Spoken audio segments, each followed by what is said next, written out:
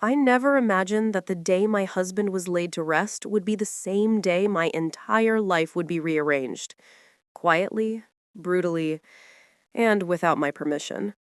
A funeral is supposed to be the final chapter of a shared story. But as I sat in that dimly lit chapel, surrounded by solemn faces and polished condolences, I realized something horrifying. The story I thought I belonged to had been rewritten without me. The chapel smelled faintly of lilies and damp wool coats.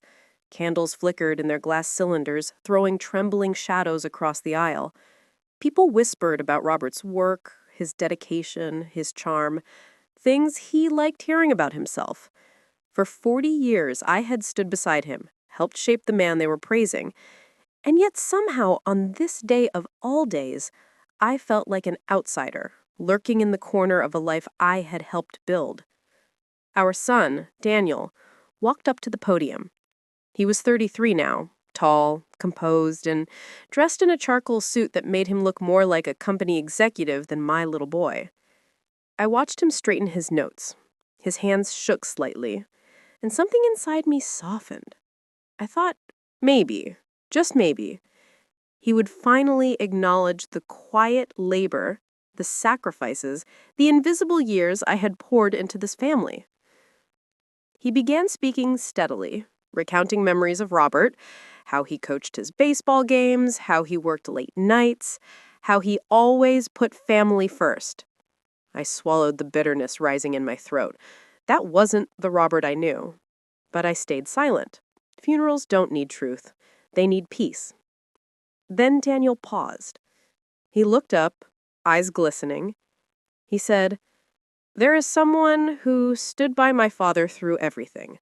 Someone who deserves a very special thank you." I tightened my fingers around my handbag. I thought he would say, "My mother." For the first time in years, I allowed myself to believe I mattered. But then he said her name. Miss Linda Mallister. The words carved through the silence like a dull knife. A ripple moved across the room as people turned toward the front row, toward her. Linda stood gracefully, adjusting her emerald wool coat and dabbing delicately at the corners of her eyes. She looked perfectly composed, perfectly tragic, perfectly rehearsed. Her hair curled softly at her shoulders, not a strand out of place. She cast a small, appreciative smile toward Daniel, and he returned it. And I? I sat halfway down the aisle, invisible. A murmur passed through the guests. Is she family? She's sitting so close. Who is she exactly? I knew exactly who she was. Robert's assistant turned consultant. The woman he had always insisted was merely competent, helpful, loyal. A name I had dismissed for years without understanding that it was quietly replacing mine. But I had never imagined this. Daniel cleared his throat and added a sentence that shattered me completely. She was more of a family to him than anyone else. Anyone. Anyone. Even me. I felt sound drain out of the world. The chapel, the candles, the faces, they all blurred into a watery haze. My 40 years of marriage collapsed into dust in one sentence spoken by the child I had raised with every breath of my life. The service went on, but I heard nothing. People shook my hand afterward, automatic condolences, practiced empathy, but their eyes drifted toward Linda, not me. She was the spectacle. I was just the background. After the guests left, Daniel walked over to Linda and hugged her softly, whispering, "You were his true support." My knees nearly gave out. But the final blow came later that afternoon inside the lawyer's office. The stale smell of old paper and wood polish filled the room as he read Robert's will. And then he said the words that turned my grief into something sharp and electric. Mr. Robert DeSmith leaves the entirety of his estate to Miss Linda Mallister. Not me. Not his wife of 40 years. Not the mother of his child. Her. Daniel didn't flinch. He didn't look confused. He already knew. And in that moment, a silent, dangerous clarity filled me. They thought I would crumble. They thought I would accept this humiliation quietly, the way I had accepted every other one. They were wrong. Because what none of them knew, not Robert, not Linda, not even Daniel, was that I had a second will. One Robert signed years before Linda ever stepped onto his stage.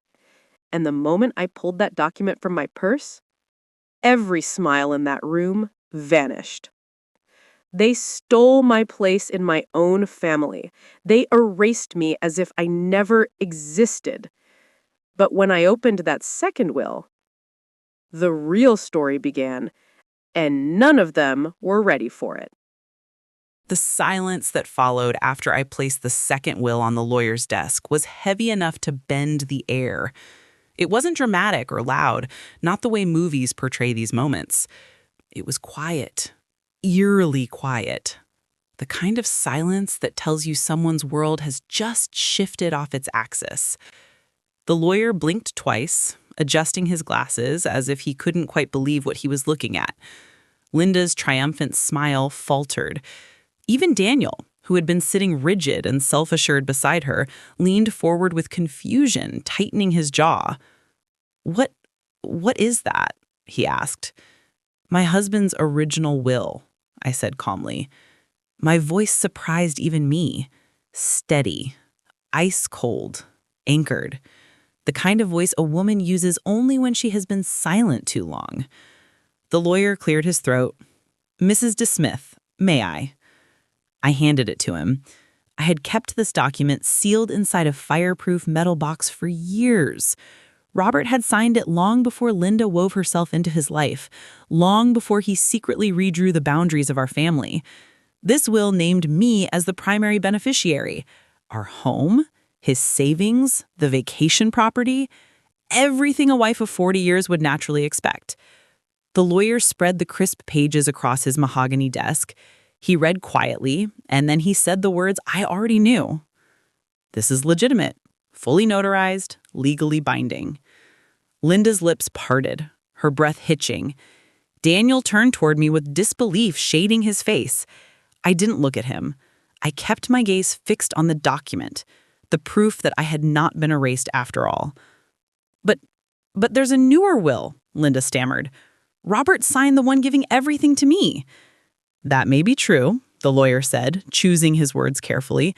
"But if this later will is found to be compromised or influenced illegally, then this earlier document takes precedence." For a moment, no one breathed. Then Daniel snapped. "Influenced illegally? Are you accusing Dad of something?" I met his eyes. "I'm accusing no one." A beat. "But I'm questioning a lot." And here's the thing. When a woman who has been silent for 40 years finally begins to question, the world trembles. Linda looked like someone had pulled the ground out from under her. Her carefully constructed composure cracked, first around the eyes, then at the corners of her mouth. "You can't do this," she whispered. I raised an eyebrow. "I'm not doing anything. Robert did, long before you arrived." Daniel stood abruptly, his chair scraping against the floor. "This is ridiculous. Dad trusted Linda. He loved her. You were always difficult." The word hit like a slap. Difficult? I wasn't the one who rewrote the rules of our marriage. I wasn't the one who replaced loyalty with convenience. I wasn't the one who dragged our only child into lies. But I was labeled difficult for holding on to the truth. I inhaled slowly, letting the sting settle. "I'm sorry you see me that way, Daniel, but you'll need to accept this reality. Because this," I motioned to the will, "is the law. And it is the truth, whether you like it or not." The lawyer leaned back in his chair. "Given the conflict between the wills, an investigation will be required before the estate can be distributed." Which was exactly what I wanted. An investigation. Because I already suspected there was more much more behind Linda's sudden rise in Robert's life. Daniel glared at me as if I had personally betrayed him. Maybe for him, the truth felt like betrayal. But the truth doesn't betray. It reveals. A shiver ran across Linda's shoulders. She looked at Daniel, perhaps hoping for his support, but he was too stunned to offer comfort. She clenched her handbag and muttered, "This isn't over." I gave her the smallest smile. "No," I said softly, "it's not. Not even close." Hours later, when I returned home, I dropped my keys into the ceramic bowl by the door, the one Daniel made in kindergarten. My hand hovered above it for a long time. Memories came in waves, sharp and unexpected. This house had once been a fortress of routines. Robert's shoes by the door, his coat on the rack, his complaints, his expectations, his silence. I walked through the living room, taking in the empty chair where he used to sit and demand his evening tea. For the first time, that chair didn't remind me of him. It reminded me of myself, of how many years I had served without being seen. That evening, I opened Robert's closet. His suits hung in perfect rows, untouched since the accident. Expensive, tailored, meticulously chosen. And yet I could no longer smell him on them. It was strange how quickly scent disappears when the truth is stronger than memory. On the top shelf, behind a stack of old ties, I found something I had forgotten. An envelope addressed to me in Robert's handwriting. My heart thudded. Slowly, I opened it. Inside was a letter and something I didn't expect. A key. To what? To where? My hands began to tremble, not with fear, but with certainty. This key would unlock something Robert never meant for me to find, something that would explain everything. And I was finally ready to see it. The key lay in my palm like a secret whispering to be uncovered. It wasn't just metal. It was a doorway into the life Robert hid from me. And when I discovered where it led, nothing about my past, my marriage, or my family would ever look the same again. I stared at the small silver key for a long time before I could even bring myself to touch the letter beneath it. My palms were cold, my breath uneven, as if my own house had turned into unfamiliar territory. The envelope had been hidden too carefully, buried behind ties Robert never wore anymore, tucked away as though it were meant to be found only after he no longer had to answer questions. After several minutes, I unfolded the letter. The handwriting was unmistakably his, precise, slanted, and confident, just the way he signed business documents. But the words felt nothing like the man I had lived beside for 40 years. Maggie, if you find this, it means I never got the courage to give it to you myself. There are things you don't know, things I hid not because I wanted to hurt you, but because I didn't know how to face the truth I created. The key is for a storage room. You'll understand once you see it. There was no apology, no confession, not even a hint of remorse. Just a vague admission that he had lived a life separated from mine and had left behind something he didn't want to explain while he was alive. My fingers tightened around the page. A storage room. Where? What was inside? Why leave it for me and not Linda? The more I thought about it, the more certain I became that this key wasn't meant to protect him. It was meant to protect her. Wrapped in a neat little "I couldn't tell you" excuse, the letter was just another one of Robert's signature evasions. He was always clever with half-truths. Half-truths are the ones that make you doubt your own instincts. But not anymore. The next morning, I drove to the firm where Robert had worked for almost 3 decades. The receptionist wore a polite smile, but her eyes flickered with recognition. I wondered what rumors had already spread through these hallways. "Mrs. DeSmith, my condolences." I nodded, though I wasn't sure which part of my life she thought deserved sympathy, the death of my husband or the humiliation that followed. I'm looking for anything Robert might have kept here. Personal belongings, files, or a storage room? Her brows lifted slightly. Storage. Yes. There's a private unit in the basement level, reserved under his name. My heart beat faster. He used it often. Often? He had come here often, yet I had never seen a single box, item, or bag. What was he storing? Why hide it? She guided me through a security door and down a concrete staircase. The basement air smelled of dust and cold metal, the kind of smell that carries secrets. A row of small storage units lined the corridor. She stopped in front of a narrow door with a faded metal plate. Storage 19, R. DeSmith. She stepped aside. You can take your time. When she walked away, I finally lifted the key. For a moment, I hesitated. Not because I was afraid of what I'd find. I was afraid I already knew. The key slid in smoothly. The lock clicked. I pushed the door open. And then I froze. Inside, the room was filled, not with tools or business files or forgotten belongings, but memories. But not mine. Shelves lined the walls, each stacked with items wrapped in plastic. Photo frames, holiday cards, travel souvenirs, children's drawings. A life preserved like an exhibit. I stepped closer. A framed photograph stood on one of the shelves. Robert. Linda. And Daniel. Daniel looked barely 18, smiling shyly at the camera. Linda's hand rested casually on his shoulder. Robert stood beside them with the kind of soft smile he had stopped giving me years ago. My stomach knotted. This wasn't just an affair. This wasn't a passing lapse. This room was a timeline, a record of a life he built parallel to mine, a life he shared not just with Linda, but with our son. Letter after letter was stacked in neat piles, some addressed to Daniel, some written by Linda to Robert, cards signed Your L, photographs from events I was never invited to, even small gifts, ties, cufflinks, handmade birthday cards, each one cataloged carefully, lovingly, deliberately.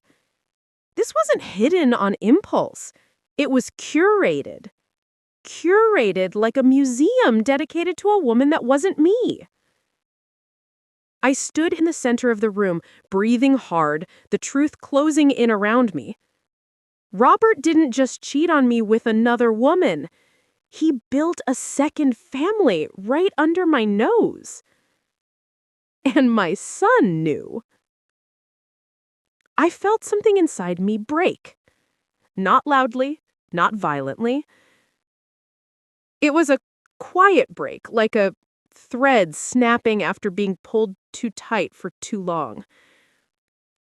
I backed out of the room, clutching one item from the shelf, a small notebook filled with dates, expenses, and little notes in Robert's handwriting.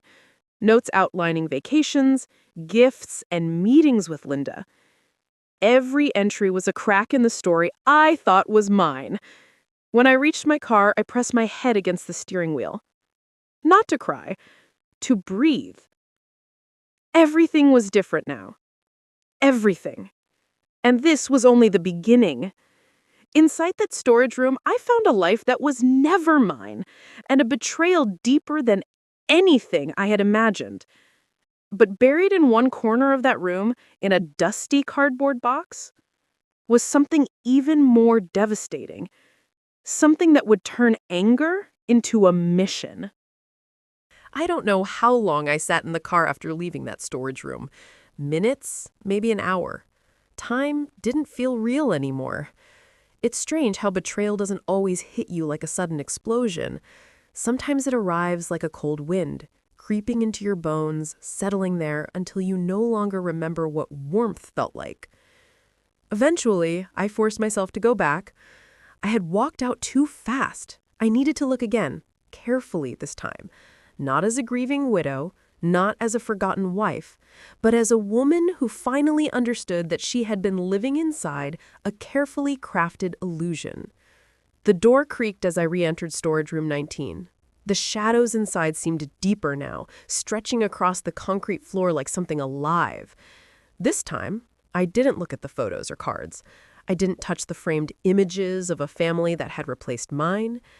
I went straight to the back corner, to the cardboard box half hidden behind a stack of old binders. It was sealed with brown tape, brittle with age. A single word was written on top in Robert's handwriting: private. The handwriting alone startled me. Robert rarely wrote that word. He always called things classified, confidential, or not for sharing. But private? That was personal. My fingers shook as I peeled the tape. The box opened with a dry sigh, and for a moment I was afraid to look inside. Afraid not of what I'd find, but of what it would finally confirm. Inside were documents, lots of them. Folders tied with string, envelopes, receipts, dated journals, even voice recorder tapes labeled in his rigid lettering. But one folder caught my eye immediately.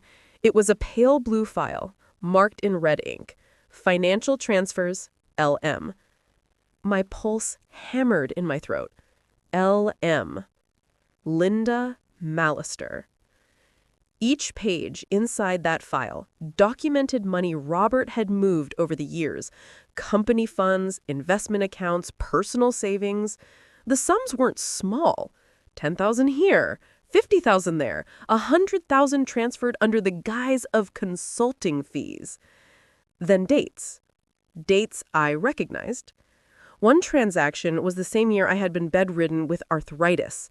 Another when I sold my mother's emerald ring to help Daniel with tuition. Another when Robert told me things are tight right now. He had been giving Linda money while I was scraping together change for my parents' last savings. My vision swam. Then another folder. This one thinner, labeled contingency plans. I opened it slowly. Inside were handwritten notes, cold, calculated lines outlining potential scenarios.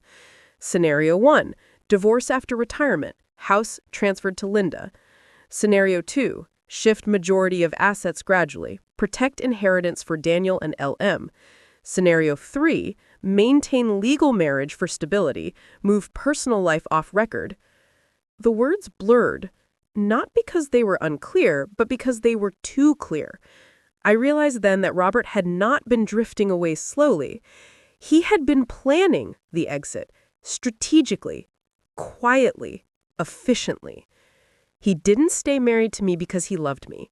He stayed married because it was convenient. And when convenience ran out, he rewrote his life. My knees weakened. I sat on a dusty metal stool, pressing a shaking hand over my mouth. The hollow ache inside me swelled until it felt like it might break my ribs. But the box wasn't done with me yet. At the bottom lay a small black notebook.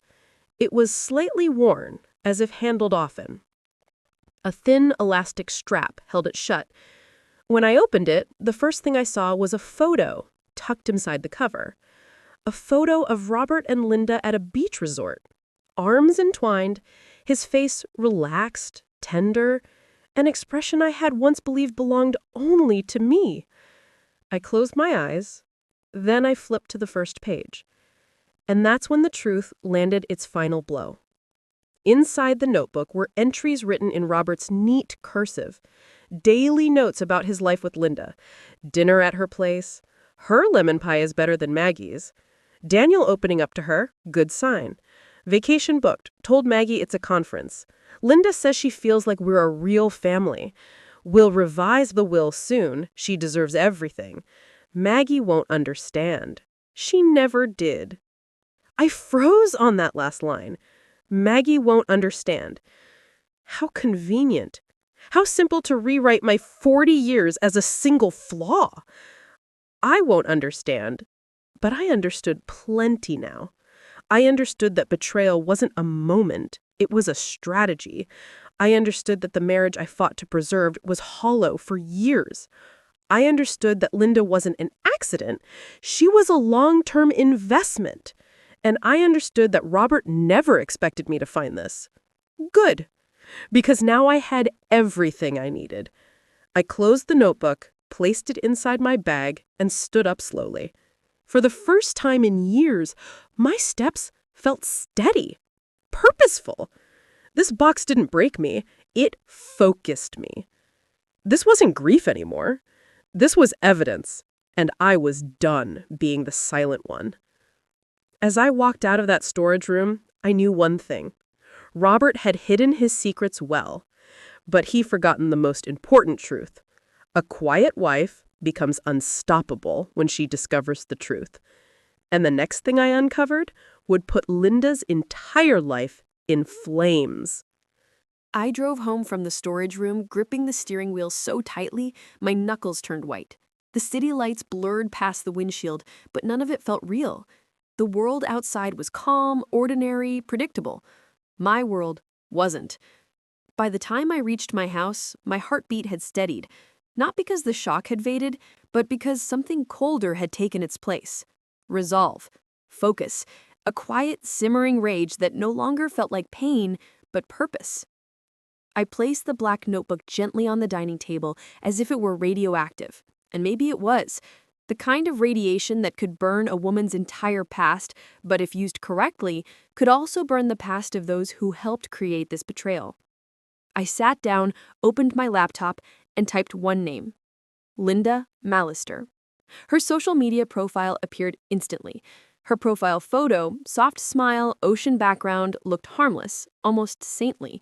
A woman who wanted to seem simple, elegant, kind. A woman who posted curated quotes about gratitude and finding joy in little things. But I didn't come here to see her joy. I came to see her truth. Her posts went back more than a decade. Pictures of charity fundraisers, photos with colleagues, dinner tables set with candles and wine. But then the pattern started emerging. Quiet details that meant nothing to anyone else, but everything to a woman like me. A man's jacket draped across her sofa, a birthday cake with 2 slices, and a caption, "Celebrating quietly." A blurry photo taken at a company retreat Robert once lied about attending. Then one image stopped me cold. It was a Christmas photo of Linda's living room. Warm lights, a small decorated tree, a table set for 3. One seat had Robert's jacket folded neatly over it, and on the mantelpiece behind them were 3 stockings. L.R.D.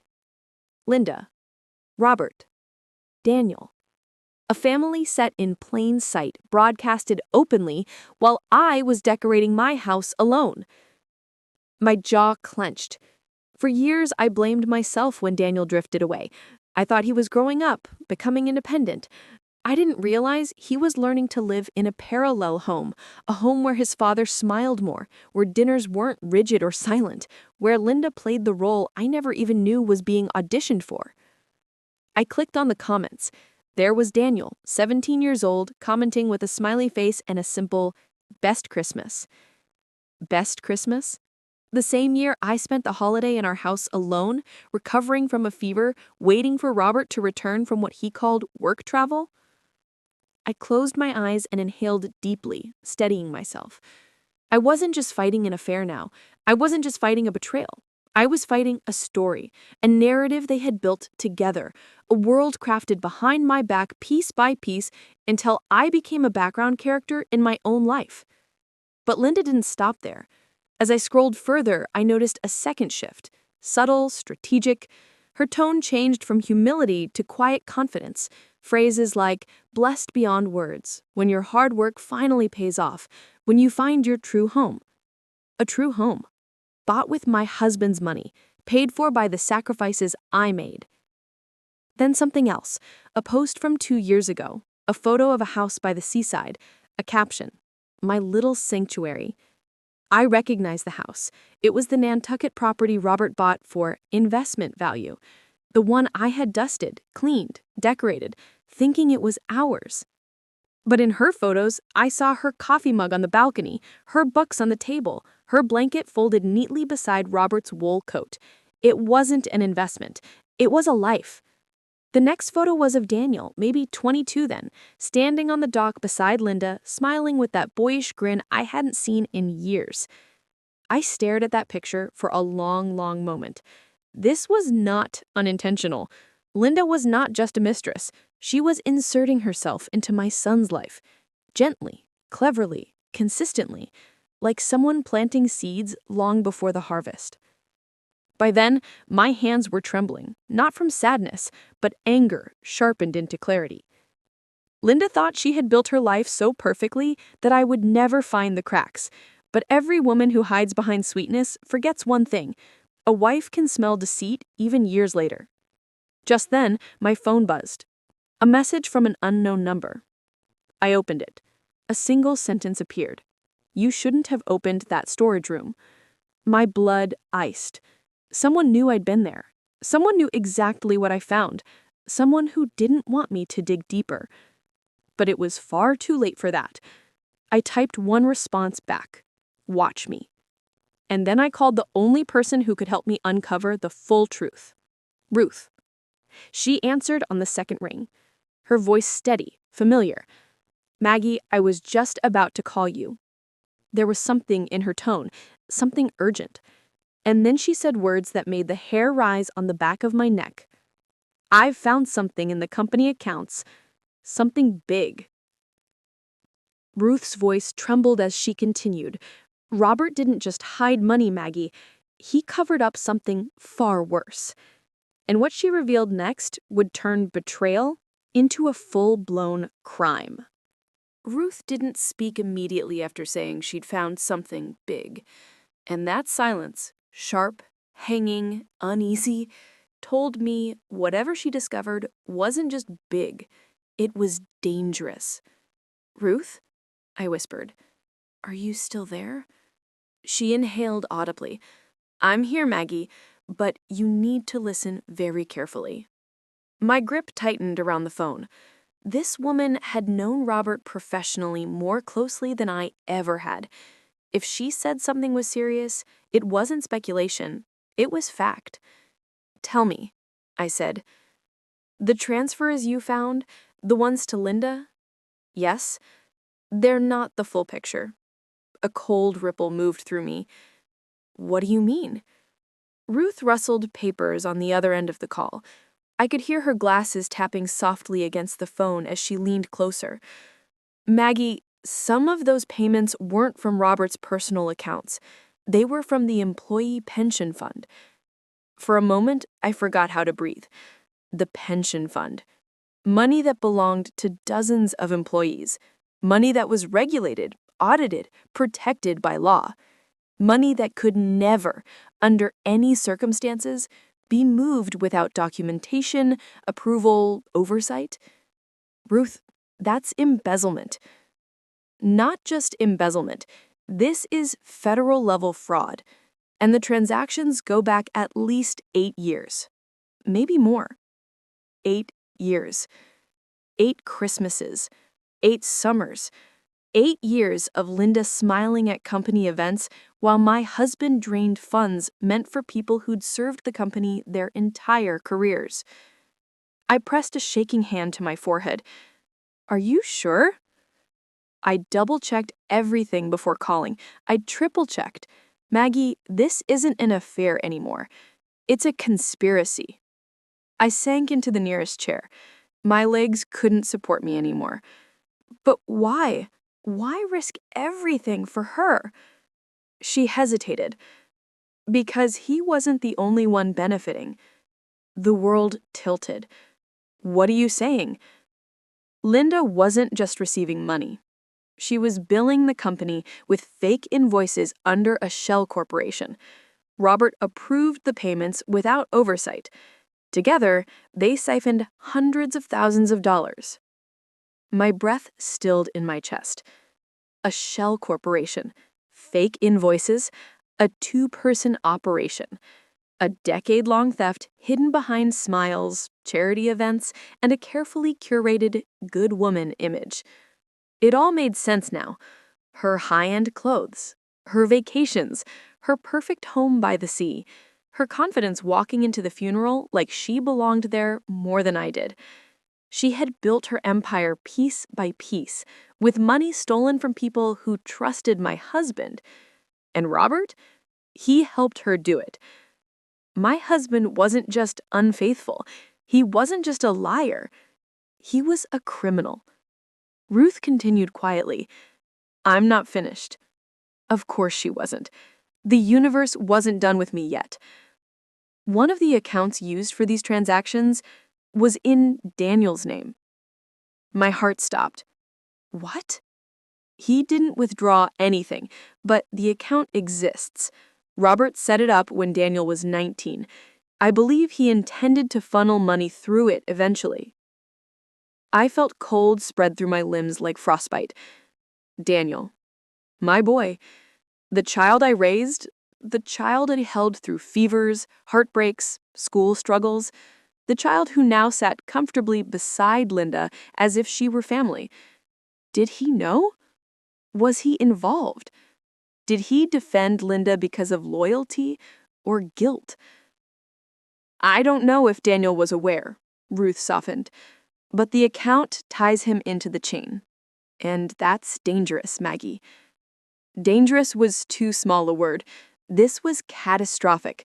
If investigators got involved, Daniel could be dragged into criminal charges. Even if innocent, he could be implicated by association. His job, his reputation, his future. Everything could collapse. And for what? For a woman who stole my husband and my family, then stole from everyone else too? My chest burned with a fierce protective fire. I wasn't losing my son twice. Not to Linda, and not to the crimes she helped commit. What do? I whispered. You need a lawyer. A good one. Not just someone who handles wills. Someone who handles corporate crime. And Maggie, you need to act fast. Fast. Before Linda hides the evidence, before Daniel is dragged deeper, before Robert's sins swallow all of us. After I hung up, I sat in the silence of my house, listening to the soft hum of the refrigerator, the ticking of the old kitchen clock. Ordinary sounds in an extraordinary moment. Then I stood. Slowly, steadily. I gathered the folders from the storage room, the notebook, the photos, the receipts. I laid them all out on my dining table. My battlefield. Then I picked up my phone and dialed a number. Not Daniel, not Linda, Michelle Robinson, the corporate fraud attorney. When she answered, I didn't hesitate. Michelle, we need to go after them. Not just for me, for every employee they stole from. Her voice sharpened instantly. I'm ready. Tell me everything. And I did. Every word of it. When I finally stopped speaking, Michelle didn't pause or question. She simply said, Maggie, this case is bigger than we thought, and I'm going to need you to stay strong. I almost laughed. Stay strong? I wasn't just strong. I was awakened, and nothing was going to stop me now. But while Michelle began building the case, Linda made her first move. A move so ruthless, so calculated, that it threatened to destroy everything I was fighting for. Working with Michelle felt like stepping into a different version of myself, one that was sharper, steadier, and far less willing to swallow silence. She examined every document I laid before her like she was dissecting a crime scene. She didn't flinch at the forged invoices, the pension fund transfers, or even the notebook filled with Robert's confessions. This is more than a marital betrayal, she said. This is white-collar crime, and Linda isn't just a mistress, she's a co-conspirator. Hearing it out loud felt strangely empowering, like someone had finally named the monster I had been staring at in the dark. But monsters don't go down quietly. 2 days later, the first attack came. I woke to a sharp knock on the door that sliced through the early morning stillness. When I opened it, 3 men in dark suits stood on my porch. Their badges flashed in the gray light. Mrs. DeSmith? One asked. Yes? You're being served. He handed me a thick envelope and walked away before I could even ask a question. I shut the door, heart pounding, and opened the packet with trembling hands. Inside was a lawsuit. Linda was suing me for defamation, for emotional distress, for harassment, and unbelievably for theft of personal property. The property in question? The evidence I had found in Robert's storage room. According to Linda, those documents and even the notebook were private materials belonging to her late partner, and I had stolen them with malicious intent. I laughed. Not because it was funny, but because it was so predictable. When cornered, snakes don't retreat. They strike. Michelle arrived at my house within the hour. She flipped through the documents, her jaw tightening with each page. "She's trying to intimidate you," she said. "She wants you scared, overwhelmed, and too exhausted to keep fighting." "Well, she underestimated the wrong woman," I replied. But Linda wasn't done. That afternoon, Daniel called. For a moment, hope flickered in me. Maybe he finally wanted to listen. Maybe he had begun to understand. But the moment I answered, his voice came through sharp, angry, and unfamiliar. "Mom, what the hell are you doing?" My stomach dropped. He knew. Linda had already gotten to him. "What am I doing?" I repeated softly. "Daniel, I'm trying to protect you, protect this family's name, protect the employees your father—" "No," he shouted. "You're attacking Linda for no reason. She's grieving, Mom, and you're dragging her through lawsuits and investigations like some obsessed person." The word hit like a slap. Obsessed. That's what Linda told him. I swallowed hard. "Daniel, listen to yourself. She's using you." "No," he said firmly. "You're the one using me. And I'm done." The call ended abruptly. I stood there staring at the silent phone, every word echoing in my skull. It felt like losing him all over again, first to Robert's secrets, then to Linda's carefully crafted lies. Michelle placed a gentle hand on my shoulder. "He'll understand later," she said quietly. "But right now he's blinded by the narrative she fed him." Narrative. Story. Reality rewritten. Linda was not just stealing money. She was stealing my son's loyalty, twisting memories, poisoning truths. But the day wasn't finished with me. That evening, an email arrived from my bank. "Unusual activity detected on your account." Confused, I logged in, and my heart dropped. Several withdrawals had been attempted, large ones, unauthorized. Someone was trying to drain my account. Within seconds, another email came. "Password reset requested." Then another. "Your access has been suspended due to suspicious login attempts." Someone was trying to take everything from me. Just like they took Robert. Just like they took Daniel. Just like they tried to take my dignity. Michelle acted fast, helping me secure the accounts. But the message was clear. Linda had gone from defense to offense. She wasn't just fighting back. She wanted to destroy me. But she had no idea that every move she made only fueled me more. I wasn't the same woman who sat quietly at a funeral. I wasn't the same woman who accepted blame for the collapse of a marriage she didn't break. I wasn't even the same woman who cried alone in a bedroom full of lies. I was becoming someone else. Someone dangerous. Someone determined. Someone who had nothing left to lose. The next morning, Michelle called with news that chilled me. "Maggie, the investigation has uncovered something I even wasn't prepared for." "What is it?" I asked. She hesitated. Too long. And then she said it. Linda wasn't just helping Robert move money. She was planning to take something far bigger. Something that involved you, directly. Michelle's next words made my blood run cold because Linda's final plan wasn't just about money or property. It was about erasing me permanently. Michelle didn't speak at first, and that silence, slow, grave, deliberate, felt heavier than anything I had heard so far. "Michelle," I said quietly, "tell me what she planned."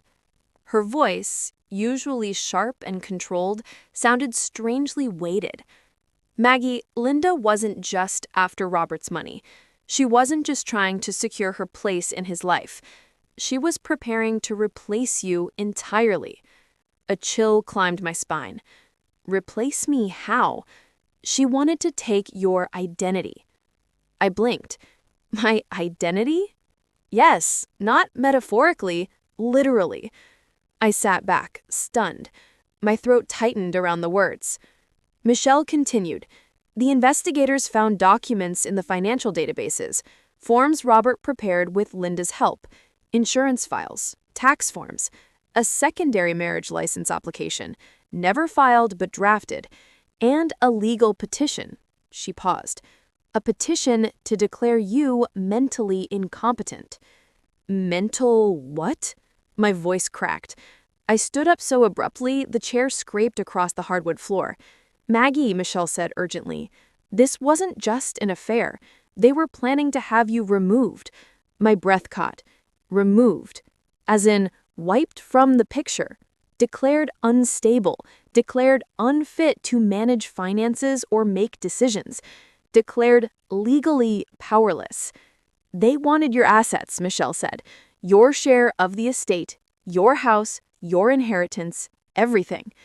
I felt a ringing in my ears, loud and suffocating. "In the worst part," Michelle added, "is that Robert started this process while he was still alive." I pressed my hand to my forehead, feeling sweat against my fingertips. "Why?" I whispered. "Why go that far?" Michelle exhaled. "Because he needed legal grounds to shift everything to Linda without triggering suspicion from regulators. Claiming that you were mentally unwell would make every transaction look justified. And Linda, she was preparing to be the legal caregiver of your estate."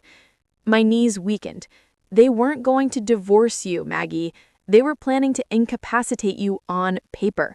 Once declared incompetent, you would have no legal say in what they did with your money or your life." The room spun. This wasn't betrayal anymore. It was annihilation. That night, I didn't sleep. I sat alone in the living room with the notebook, the folders, the ugly truth spread out like shattered glass. The house was silent, but I felt Robert everywhere. Laughing in the photos, smiling in the framed certificates, judging from the shadows. I finally saw the man I had married. Not the charming professional, not the father, not the husband, but the strategist, the manipulator, the man who saw people, his wife included, as assets to be managed, discarded, and rearranged. I had defended him for years, made excuses, accepted blame that wasn't mine, tried to hold together a marriage that was already hollow. But now I saw him clearly. Robert wasn't stolen by Linda. He partnered with her. He empowered her. He loved the version of himself he could be with her, carefree, unburdened, admired, adored. With me, he had history, responsibility, reality. With her, he had possibility. And that possibility included erasing the woman he no longer needed. At dawn, the house finally stopped spinning. I made myself a cup of tea, my hands steady this time, and for the first time in years, I felt something I hadn't felt since my 20s. Control. I knew what I had to do. I drove to the office where Michelle worked. She was already waiting, case files spread across her desk. When I entered, she simply pushed a chair toward me. "Maggie, are you ready for this?" "I'm past ready," I said, sitting down. "They tried to erase me, and I'm going to expose every lie they built." Michelle nodded with grim approval.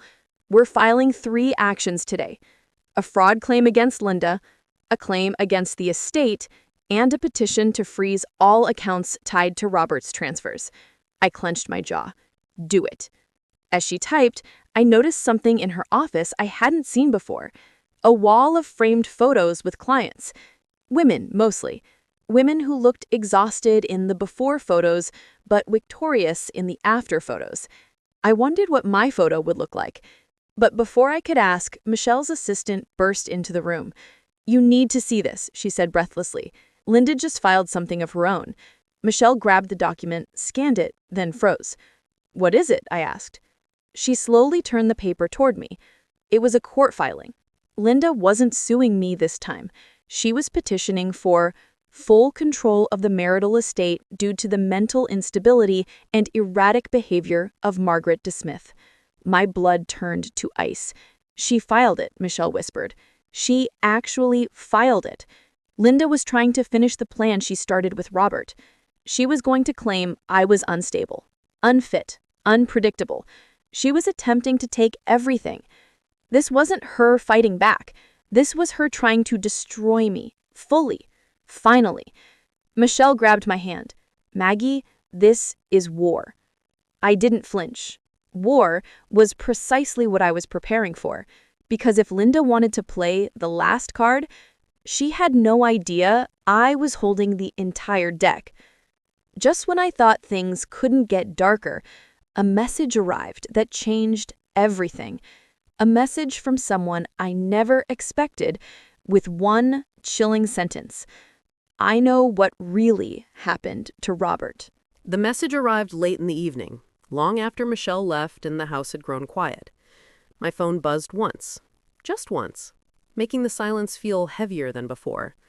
The sender was an unknown number. The message was short, almost disturbingly simple.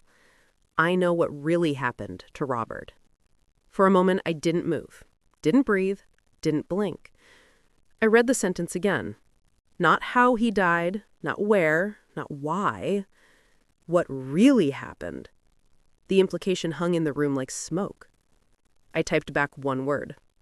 "Who is this?" No response. My mind spun. Everyone knew Robert died in a car crash. Police report said the brakes failed. It was raining that morning. It was ruled accidental. Quick, clean, uncomplicated. Just the way Robert preferred everything. But suddenly, I couldn't stop thinking about that morning. The timing, the weather, the way his car had veered off the road and slammed into the supermarket wall. Mechanical failure, the officer had told me. But Robert maintained his car meticulously. He kept it immaculate. He sent it for service before every long trip. He was obsessive about details. So how could his brakes have failed? A chill slid down my spine. I forwarded the message to Michelle immediately. She called within seconds. "Maggie, lock your doors." "What? Why?" "Please, do it first." Her tone left no room for argument. I walked to the front door and locked it, then the back door, then checked the windows. My heart hammered with every step. Once I returned to the phone, Michelle spoke again. Slow, deliberate. "That message wasn't random." "What do you mean?" "Maggie, during our investigation, we learned something about Robert's accident." She hesitated. "There were abnormalities in the crash report." "What abnormalities?" "Pieces of the brake system were missing, as if they'd been removed." Removed? The word dropped inside me like a stone. "What are you saying?" I whispered. "That the accident might not have been an accident." I was silent for a long moment, my pulse roaring in my ears. "You think someone tampered with his car?" "Yes. Quiet. Certain. And whoever messaged you," she continued, "knows what happened." I pressed a shaking hand against my chest. Everything felt surreal, impossible. And yet, it made sense. If Robert was being investigated for embezzlement, if the fraud was close to being discovered, if someone stood to lose everything, then his death benefited at least one person. My breath caught. "Linda," I whispered. Michelle didn't deny it, but then she said something I didn't expect. "There's someone else we need to consider." I stilled.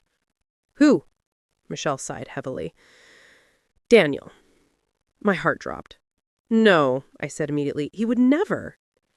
He may not have done anything, but he might know something. He was closer to Robert's world than you realized. He knew Linda. He was part of their circle. Someone could have told him something. He could have seen something. My voice cracked. Michelle, please don't make him a suspect. I'm not, she said gently, but we have to be thorough. I swallowed hard. My son, my child, being even remotely connected to this was unbearable. But for the first time in my life, denial wasn't going to protect us. I'll talk to him. Not yet, Michelle warned, until we know more. As soon as we hung up, another message came. From the same number. Meet me tomorrow alone. My stomach twisted. Another ping. If you want the truth, come to the pier at 7 p.m. The pier. The same pier where Robert once took Linda. The same pier where Daniel had smiled for photos years ago. My fingers hovered over the reply button. Was this a trap?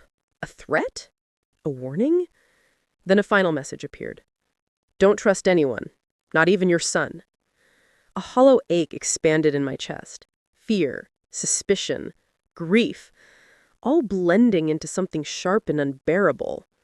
But underneath the fear, a stronger feeling arose. Determination. Whoever sent that message wasn't trying to lure me blindly. They wanted me to know something, something buried, something dangerous. And I had faced enough lies. I typed, I'll be there. That night was long. Too long. I lay awake thinking about every detail of the past months, the past years, every lie Robert told, every smile Linda faked, every moment Daniel stood beside her, every financial record Ruth uncovered, every piece of evidence in storage room 19. And somewhere in that web of deceit, someone had killed Robert.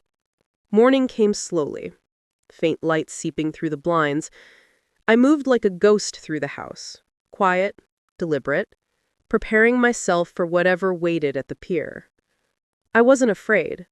Fear belonged to the woman I used to be. I was stepping into that meeting as someone else, someone who had survived betrayal, someone who had uncovered lies, someone who was building a case strong enough to bring a criminal empire down, someone who deserved the truth. At 6:30 p.m., I grabbed my coat. As I stepped outside, cold wind brushed against my face. The sky was turning violet, the kind of color that promises storms. I locked the door behind me and paused. A car was parked across the street. Dark, silent, engine running, watching, waiting. I stared at it for a long moment. Then the driver's window rolled down slowly, and my heart nearly stopped, because the person sitting inside was someone I never expected to see. Someone who shouldn't have known where I lived. Someone whose presence made everything suddenly terrifyingly clear. The driver leaned forward into the streetlight. And in that split second, I realized this wasn't just about Robert anymore. It was about the truth I was never meant to survive.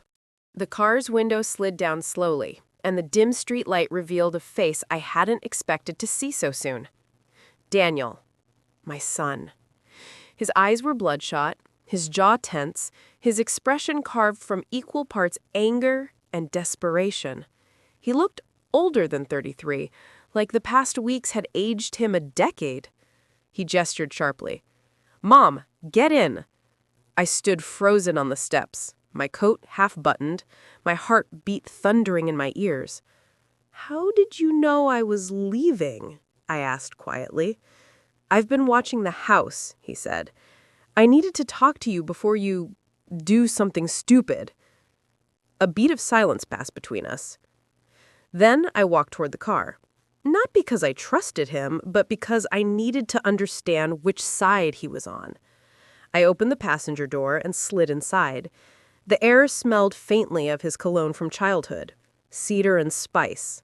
familiar, painfully familiar. He didn't drive. He just stared straight ahead at the empty street. "Who texted you?" he asked finally. "Are you going to tell me that?" I said. His jaw clenched. "Mom, you're walking into something dangerous. I know more than you think." "Then start talking, Daniel." His fingers tightened around the steering wheel. Veins stood out on his hands. And then slowly, he exhaled. "Dad told me everything." My breath caught. "Everything what?" He swallowed. "The money, the transfers, the fake consulting firm. Linda, all of it." My body went numb. "So you knew? You knew the entire time?" "No, I didn't know it was illegal at first. I thought Dad was helping someone he cared about." "Someone he cared about?" I echoed. "Daniel, he stole from his employees. He dragged you into a double life." He flinched. "I didn't want any of it," he said quietly. "But once I found out, it was too late." "For what?" I asked. He hesitated, and that hesitation terrified me. "Daniel," I leaned closer, "what happened to your father?" His grip tightened again, knuckles white. And then, in a voice barely above a whisper, "He was scared, Mom." "Scared? Robert? The man who controlled everything? The man who planned people like chess pieces? What was he scared of?" Daniel looked at me then, eyes hollow. "Linda." Cold rippled through me. He continued, voice shaking. "He told me a few weeks before his death that Linda was getting impatient. She wanted him to move faster, transfer the rest of the assets, change the insurance, file the petition against you." I shut my eyes, the reality burning. He told her he needed more time. He said he felt trapped. He said he didn't know how to stop what he'd started. The car felt suffocating suddenly. "And the accident?" I asked. Daniel's voice cracked. "I don't know if she did something, but I know he planned to meet someone the day he died, someone who threatened to expose everything unless he confessed." My heart thudded painfully. Robert was going to expose Linda, or someone else was going to expose him. Either way, he was a liability. "And you didn't tell the police?" I demanded. "I couldn't," Daniel choked out. "Linda told me if I said anything, they'd come after me for the accounts Dad used in my name." I stared at him, stunned, shattered. "You used you," I whispered, "just like she used him." Daniel dropped his head into his hands. "I know," he said. "I know, and now she's turning everything on you." We sat in silence, the weight of truth pressing against the windows. Then he said something I didn't expect. "Mom, the person who texted you, it wasn't me." I frowned. "Then who?" He hesitated, then pulled a piece of paper from his coat pocket and handed it to me. A printed email. From Anonymous to Daniel. Subject: She deserves to know the truth. The message: Meet your mother at the pier. If she survives Linda, she'll survive this. My blood ran cold. "Daniel, who sent this?" His voice dropped. "I think it was Ruth." "Ruth? My friend. The woman who helped uncover everything. It's her writing style, her phrasing.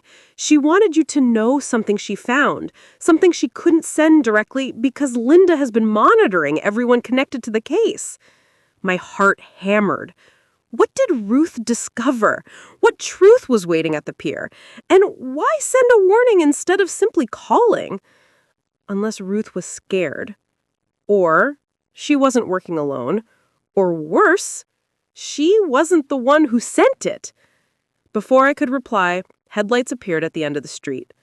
A car, driving slowly, too slowly. Daniel stiffened. She found you. The car approached, engine low, impredatory. Mom, get out. Go inside. Now. No, I said firmly. We're ending this tonight. He grabbed my arm. Mom, listen to me. Linda isn't who you think. She's... But he never finished, because the car stopped directly beside us. The driver's door opened, and a figure stepped out. Not Linda, not Ruth, not anyone I expected.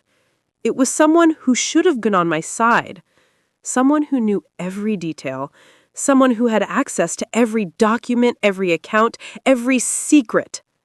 Michelle, my lawyer. She stepped into the streetlight, eyes cold, lips curved into a smile that didn't belong to the woman who'd promised to help me. Maggie, you've gone far enough. My breath caught. She wasn't on my side. She never had been. Michelle walked toward me slowly, her voice low and chilling. You weren't supposed to find the truth. And you definitely weren't supposed to survive it.